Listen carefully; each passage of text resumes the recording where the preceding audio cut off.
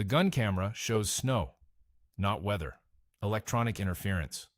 The film stock captures it as white flecks across black sky, and then the flecks resolve into something solid, and the crosshairs track left, following the shape of a MiG-15 at 600 yards closing.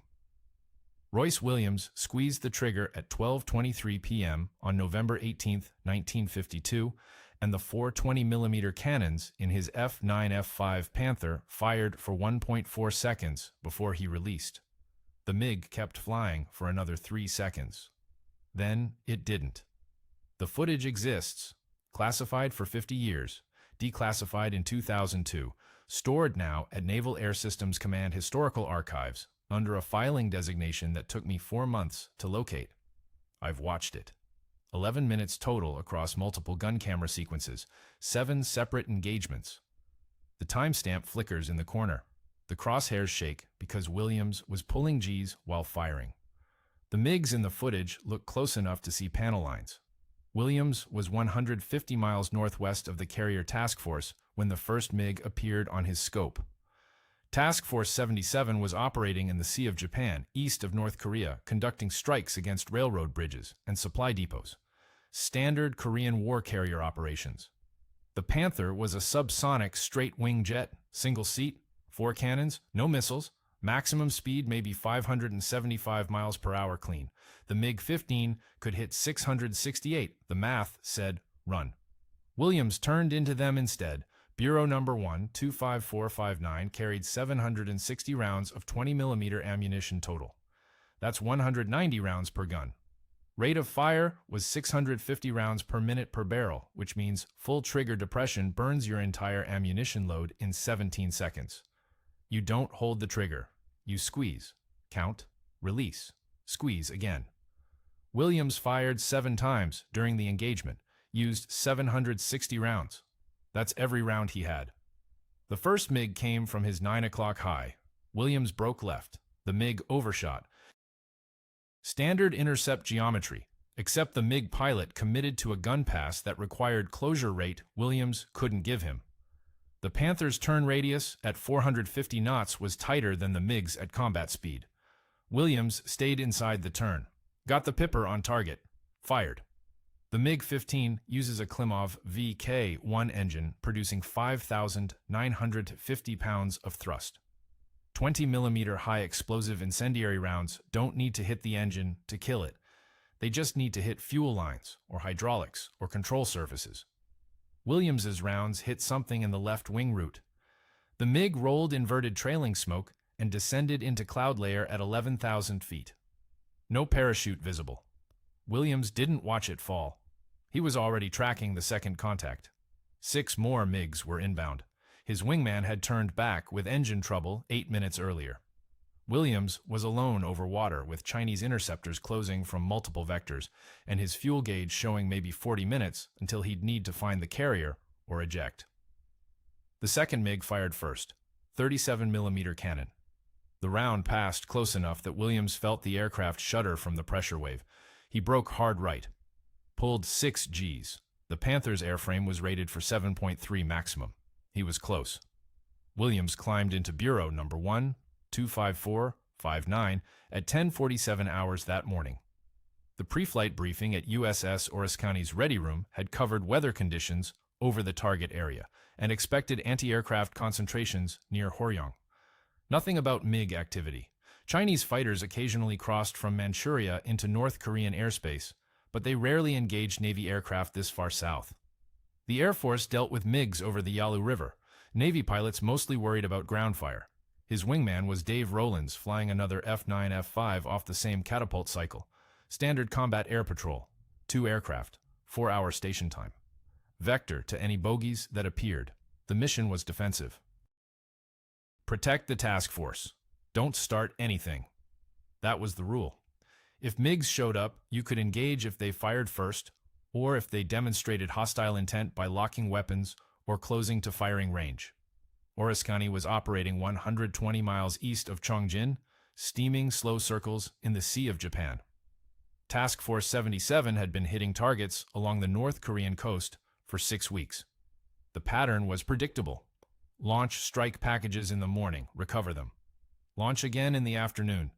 Maintain continuous CAPI coverage. Repeat daily until somebody in Washington or Panmunjom decided the war was over. The weather was clear. Temperature at altitude maybe -15 Celsius. Williams's aircraft carried full internal fuel and the 420mm cannons with 190 rounds per gun. No external tanks, no bombs, pure fighter configuration. The F9F-5 was heavier than the earlier Panther models. Empty weight 10,147 pounds. Combat loaded around 16,000 pounds, depending on fuel state. That's light compared to most jets flying in 1952, but heavy compared to what the Panther was designed to do. Grumman built the Panther as a carrier-based interceptor in 1947. Straight wings because swept-wing aerodynamics weren't fully understood yet. The design was conservative, reliable, not fast. The MiG-15 that appeared 2 years later was faster in every flight regime. Better climb rate, better ceiling. The Panther's advantages were turn radius at low speed and reliability. Navy pilots trusted it because it brought them home. Williams launched at 10:52 hours. Rollins followed 30 seconds later. They joined up over the carrier and headed northwest toward their assigned cap station. The flight took 18 minutes. At 11:10 hours, they reached station coordinates and began their racetrack pattern. North 40 miles, turn, south 40 miles, turn, repeat, boring, standard. Rollins reported engine trouble at 11:58 hours. Oil pressure fluctuating, temperature climbing. He turned back toward Oriskany. Williams continued the cap alone because that's what you did when your wingman had mechanical issues. One aircraft was better than no coverage. At 12:14 hours, his radar picked up contacts inbound from the northwest, multiple bogies, high speed. The air controller on Oriskany acknowledged his call and said nothing else, which told Williams the carrier knew something was coming and had decided he'd handle it. 7 contacts. The radar scope painted them clearly at 65 miles. Williams checked his fuel state, checked his ammunition, armed his guns. The contacts maintained course directly toward him at closure rate over 900 knots combined. At 12:19 hours, he identified them visually as MiG-15s. Chinese markings, red stars on the fuselage. They didn't break off. He turned to meet them. The operations log from the PLAAF 12th Air Division, based at Dapu Airfield in Manchuria, records 7 MiG-15s launching at 11:43 hours local time on November 18th. The mission designation was Defensive Patrol along the Yalu River Corridor, standard tasking. The flight leader was Ding Hongfa. 6 other pilots whose names appear in the declassified records without biographical details or service histories beyond basic identification. Chinese ground control tracked them on Soviet-supplied radar equipment from the moment they crossed into North Korean airspace.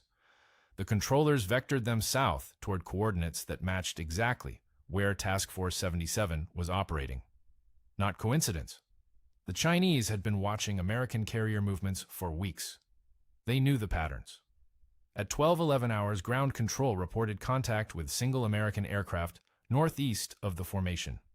The radio transcript, translated by Defense Intelligence Agency contractors in 2009, shows the controller directing the flight to intercept. Standard intercept geometry, 7 aircraft against 1. The assumption was the American would either run or call for reinforcements. Either way, the engagement would be brief. The transcript shows Ding acknowledging the vector. His flight split into 2 elements, 4 aircraft in the primary element, 3 in trail. They'd bracket the American from multiple directions, force him defensive, 1 pass, maybe 2, then disengage before additional American fighters arrived from the carrier. At 12:19 hours, Ding reported visual contact with the target, single F9F Panther, no wingman visible. The controller confirmed clearance to engage. Ding's element accelerated to attack speed. The MiG-15 carries fuel for maybe 90 minutes total flight time at combat power. They'd been airborne for 36 minutes, plenty of reserve for the engagement and return to Dapu. The next radio transmission came at 12:24 hours. Ding's wingman reporting that lead aircraft was trailing smoke and descending. The controller requested clarification. The wingman repeated the call. Lead aircraft damaged. Breaking off engagement. The transcript doesn't record Ding saying anything after his initial visual contact report. Ground control called Ding directly.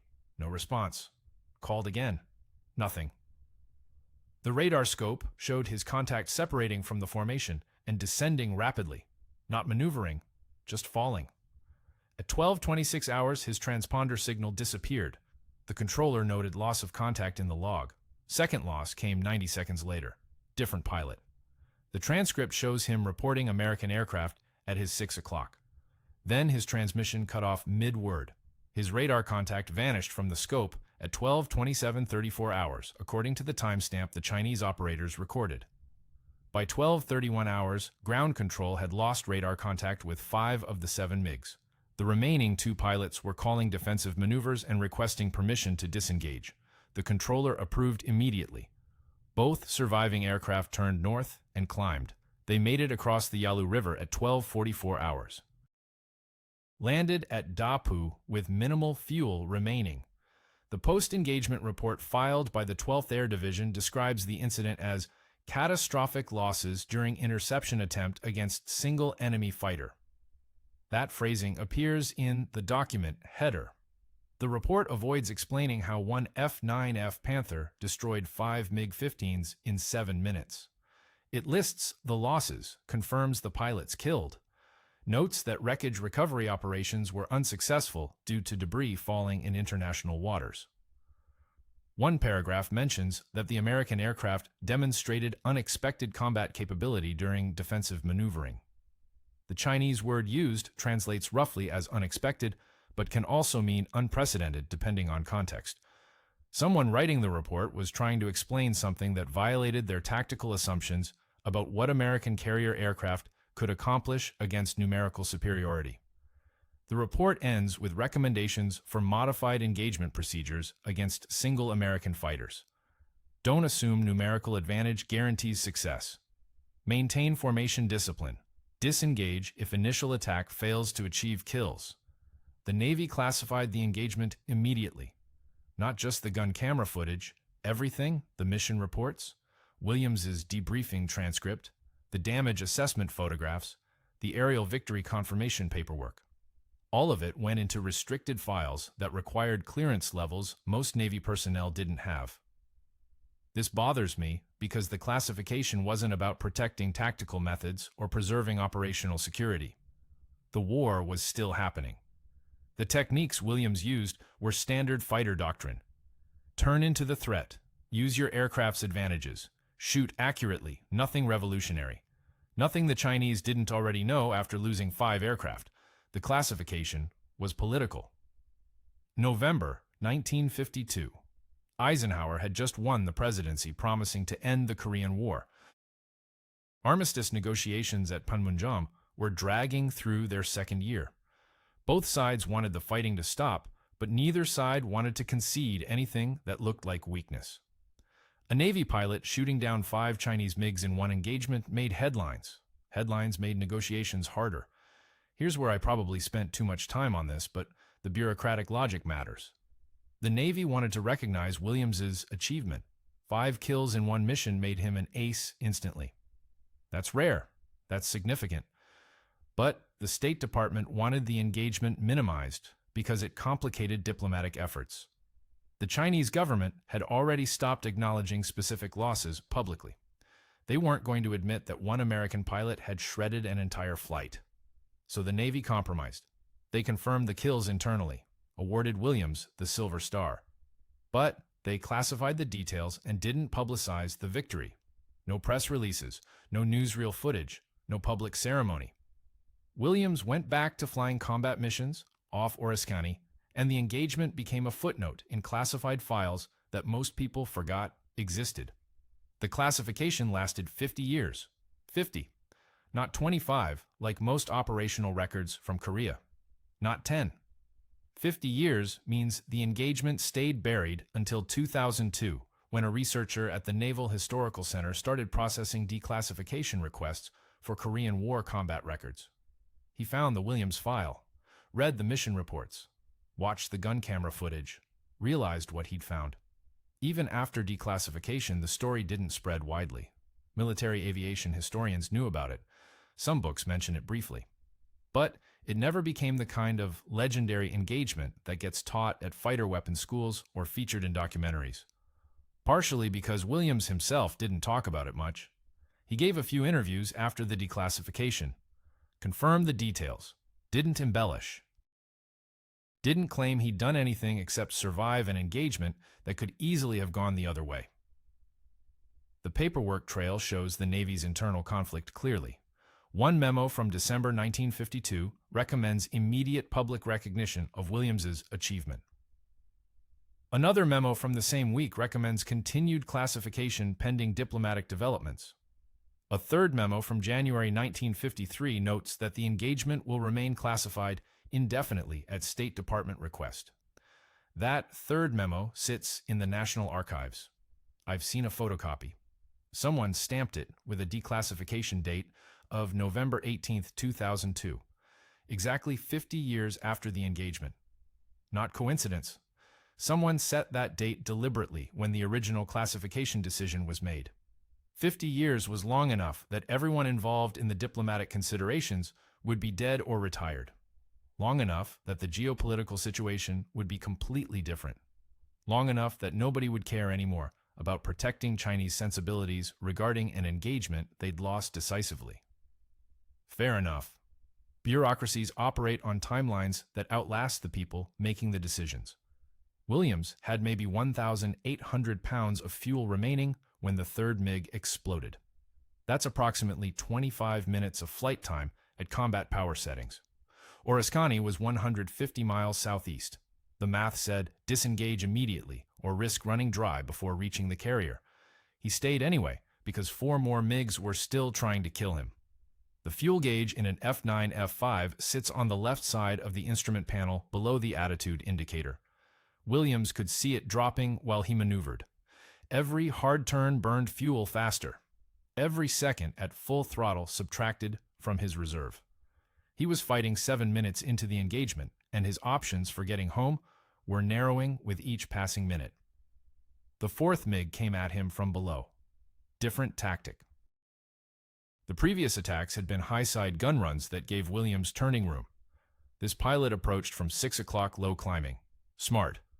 Forced Williams to break down into the attack instead of turning horizontal. Down means losing altitude.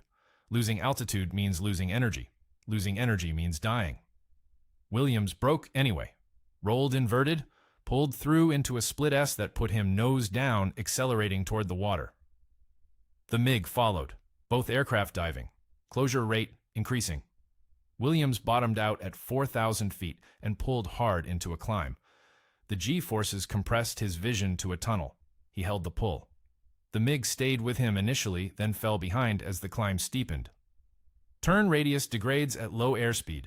The MiG pilot knew this. He extended away expecting Williams to stall out. Williams didn't stall. He hung the Panther on its prop wash at 210 knots in a nose-high attitude that shouldn't have been sustainable. The MiG reversed to re-engage. Williams fired from 800 yards in a deflection shot that required leading the target by 3 aircraft lengths. The rounds hit the MiG's canopy and forward fuselage. The aircraft pitched violently nose down and spun. No recovery attempt visible. It impacted the water at 12:29 hours according to the gun camera timestamp. Williams had 120 rounds remaining. 3 MiGs still maneuvering for position. His fuel state was critical now. Maybe 15 minutes. The radio was useless this far from the carrier. He couldn't call for help. Couldn't request emergency vectors. He was alone with geometry problems that had no good solutions. Stay and fight with fuel running out. Run and maybe get shot down during egress. Both options ended badly if he made mistakes. The 5th and 6th MiGs attacked simultaneously from opposite directions. Bracket maneuver, standard 2-ship tactics. One breaks you left, the other kills you when you turn. Williams recognized it immediately. He'd trained against this exact scenario. The counter was simple in theory, impossible in execution. You split the difference. Turn toward neither attacker. Force both to reposition. By seconds. He nosed down. accelerated. Both MiGs adjusted their intercepts, but the geometry fell apart. They were closing too fast. Williams pulled into a tight spiral. One MiG overshot high, the other overshot low. Williams reversed into the low MiG, got tone, fired his last 120 rounds in a 4-second burst that emptied his guns completely. The MiG's left wing separated at the root. The aircraft tumbled sideways, shedding pieces. The pilot ejected at 8,000 feet. Williams saw the parachute deploy. White canopy against gray sky. Then he was turning away from the 6th MiG that was already repositioning for another pass. No ammunition, no fuel margin. One MiG still hunting him. Williams pushed the throttle to maximum and headed southeast toward where Orskany should be. The wreckage patterns scattered across roughly 40 square miles of the Sea of Japan. 5 impact points. North Vietnamese coastal radar stations tracked some of the descending debris. American ships in Task Force 77 detected nothing because the engagement happened beyond their radar range, and Williams maintained radio silence throughout. Search and rescue operations launched from Orskany never found bodies. The water temperature in November was maybe 4 degrees Celsius. Survivability after ejection was minutes even with exposure suits. The Chinese pilots who went down with their aircraft had zero chance. The one pilot Williams saw eject probably lasted 15 minutes maximum before hypothermia killed him. Recovery vessels from the Chinese Navy arrived in the area within 6 hours. They found floating debris. Aircraft fragments, personal effects, no survivors. The recovery operation continued for 3 days according to declassified Chinese naval reports from the period. They salvaged what they could. Photographed impact sites, marked coordinates. The official report lists 5 separate debris fields corresponding to 5 aircraft losses. Diplomatic silence from Beijing lasted exactly 2 weeks. On December 2, 1952, the Chinese Foreign Ministry issued a statement condemning American aggression against Chinese aircraft conducting legitimate defensive patrols over international waters. The statement didn't specify the date or location, didn't mention losses, just condemned aggression generally, and demanded the United States cease provocative military operations near Chinese territorial boundaries. The State Department response was equally vague. Acknowledged that American naval aircraft were conducting lawful operations in international airspace. Noted that American forces retained the right to self-defense when attacked. Didn't confirm or deny any specific engagement. Standard diplomatic language that said nothing while saying everything. The Chinese statement avoided mentioning that their MiGs had initiated the attack. American intelligence intercepts of Chinese Air Force radio traffic confirmed that ground controllers had vectored the flight specifically toward Williams's cap station with instructions to engage. The intercepts were classified. Remain classified still. But their existence meant the Navy knew exactly who started the fight. Neither government wanted escalation. The armistice negotiations were already delicate. Adding a publicized air combat engagement where one side lost catastrophically made the political situation worse. So both sides issued vague statements and moved on. The diplomats in Panmunjom kept talking. The fighting continued. The engagement became one more incident in a war full of incidents that both sides preferred to handle quietly. Task Force 77 continued operations off the North Korean coast through December. Strike packages hit rail yards and bridges. CAP stations remained active. No additional Chinese MiG incursions occurred in that area for the remainder of the deployment. Whether that was coincidence or whether the PLAAF decided the engagement zone was too dangerous remains speculation. Chinese operational records from that period don't explain their tactical decisions in terms American analysts could access. The debris fields are still down there, 40 meters depth in some locations, 80 meters in others. Metal corrodes in salt water, breaks apart, scatters further. Fishing nets probably snag pieces occasionally. Maybe some fisherman has a chunk of MiG-15 fuselage mounted on his wall without knowing what it is. The one parachute Williams saw deployed would have drifted maybe 3 miles before the pilot hit water. Search patterns covered that area. Found nothing. The body likely sank quickly in the cold water, wearing heavy flight gear. recovery teams operating in winter conditions with 1952 technology had minimal chance of finding remains, even if they'd known exact impact coordinates. 5 pilots killed. 1 survived long enough to pull the ejection handle. Died anyway. Bureau number 125459 trapped aboard Oriskany at 13:06 hours with 300 pounds of fuel remaining. The tailhook caught the number 3 wire. Williams shut down the engine on the flight deck. The plane captain who chalked the wheels noticed the damage immediately. Holes everywhere. The fuselage looked like someone had taken a shotgun to it at close range. Maintenance crews counted 263 separate impact holes. Most were from 37mm cannon rounds that had fragmented nearby rather than hitting directly. Shrapnel damage. A few were from 23mm rounds that had punched clean through non-structural panels. The worst damage was the left stabilizer. 1 round had passed through the leading edge and exited through the trailing edge, creating an entry hole the size of a fist and an exit hole twice that diameter. The damage assessment took 6 hours. Maintenance officers photographed every hole, measured penetration depth, identified what got hit and what barely missed getting hit.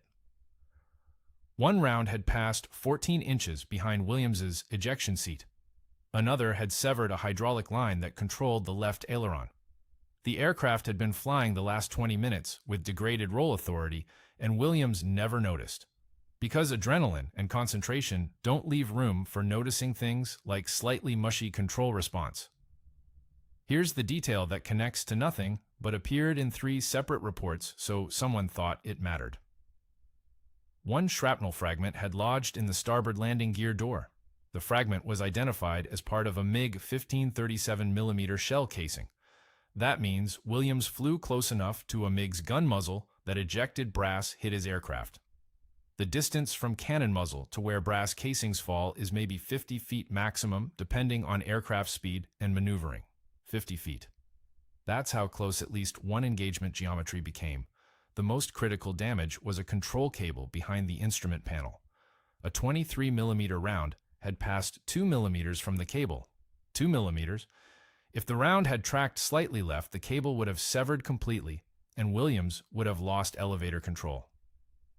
No elevator control means the aircraft pitches uncontrollably. You can't recover from that. You eject or you die. The maintenance report notes this specifically. Someone circled that section in red ink on the copy I've seen. The annotation says, "Luck," in handwriting I couldn't identify, just that word. No signature, no date. Someone looked at the damage pattern and understood how narrow the margin had been. Repair work took 3 days. Some holes got patched with aluminum plates riveted over the damage. Others required replacing entire panels. The hydraulic line needed complete replacement, including bleeding the system and testing control response.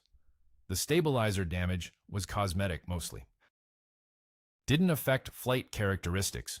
They patched it anyway because regulations required structural integrity regardless of whether the damage mattered operationally. Williams flew the aircraft again on November 22nd. Different mission. Standard close air support over North Korea. The Panther performed normally. The patches held. The repaired hydraulic system functioned within specifications. Bureau number 125459 completed 67 more combat missions before Oriskany rotated home in March 1953. The aircraft was eventually transferred to reserve squadrons, then to training units, then to storage at Naval Air Station Litchfield Park in Arizona, where old aircraft went when the Navy didn't need them anymore. It was scrapped in 1961, cut apart, recycled.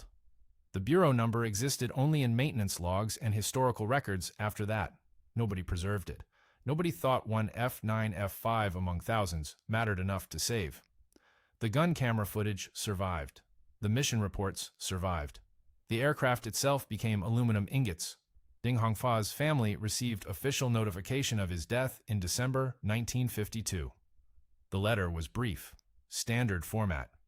He had fallen in combat defending the motherland against American imperialism. His service was honored.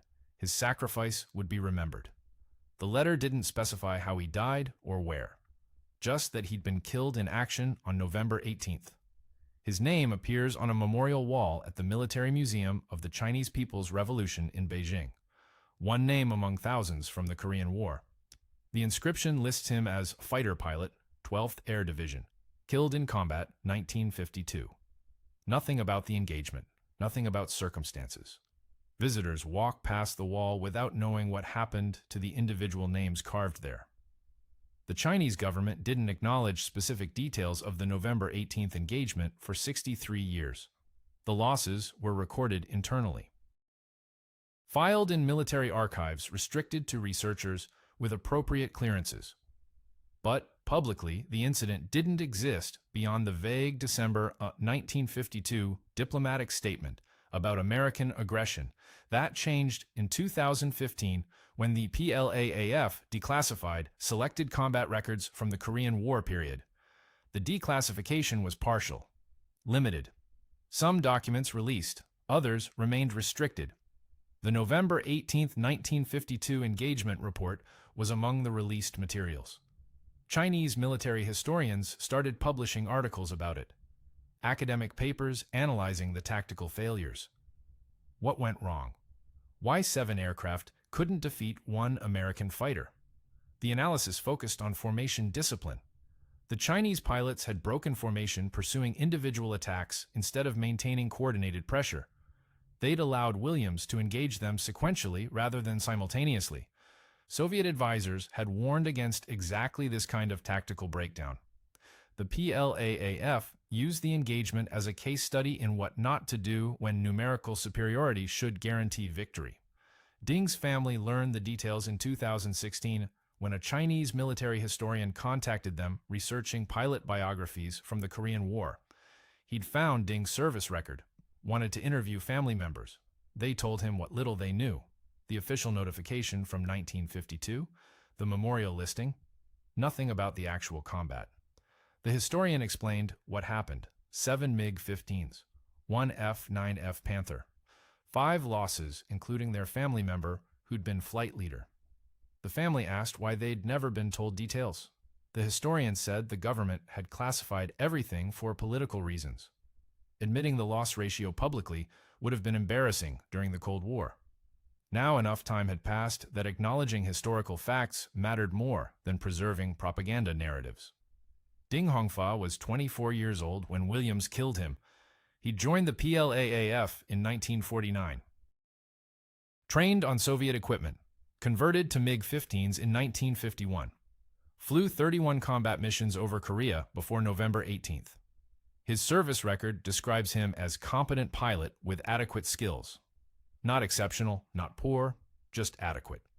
His tactical decision to engage a single American fighter with 7 aircraft made sense given standard doctrine and numerical advantage. The execution failed because Williams was better trained, better equipped, better able to exploit the Panther's turning radius advantage against opponents who assumed speed alone would decide the engagement. The other 4 Chinese pilots killed that day have similar stories. Young, adequately trained, following doctrine that proved insufficient. Their families received the same brief notifications, the same vague reassurances about sacrifice and honor, the same decades of not knowing details. Williams died on January 26, 2024 in California. He was 97 years old. The obituaries mentioned his Navy career, the Korean War service, the declassified engagement where he'd shot down 7 MiGs in one mission. Some articles got the number wrong, said 4 kills, said 6. The exact count varied depending on which source the journalist used. 7 was correct. 4 confirmed gun camera kills, 3 probables upgraded to confirmed after Chinese records were declassified, showing all 7 MiGs lost.